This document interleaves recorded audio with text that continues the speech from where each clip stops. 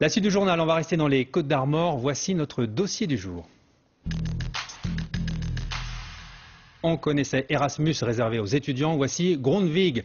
Là aussi, il est question d'un programme d'échange européen, mais cette fois-ci, il est réservé aux adultes et propose des formations continues. À ce jour, 31 pays participent à l'opération, et notamment la Grèce, qui a envoyé une de ses enseignantes à Saint-Brieuc.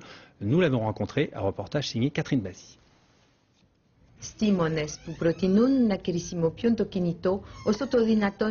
À Thessalonique, en Grèce, Georgia Karasabidou enseigne habituellement le français, mais depuis début septembre, c'est sa langue maternelle et sa culture qu'elle transmet. À la MJC du plateau de Saint-Brieuc, c'est grâce au programme européen Grundtvig qu'elle est arrivée jusqu'ici. Pour moi, c'était toujours un rêve de venir ici en France parce que c'est un pays que j'aime vraiment.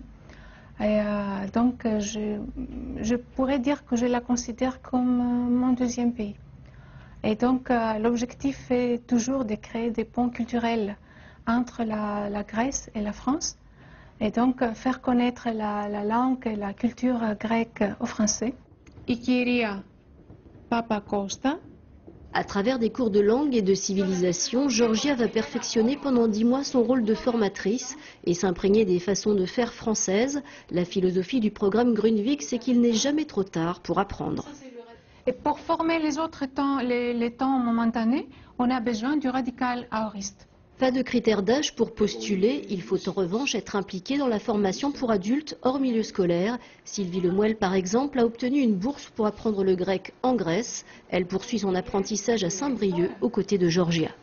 Ce qui est intéressant avec Grundtvig, c'est que ça nous permet de rencontrer dans un autre pays des personnes qui sont de nationalités différentes. Et alors ça nous permet également de comparer les méthodes d'apprentissage.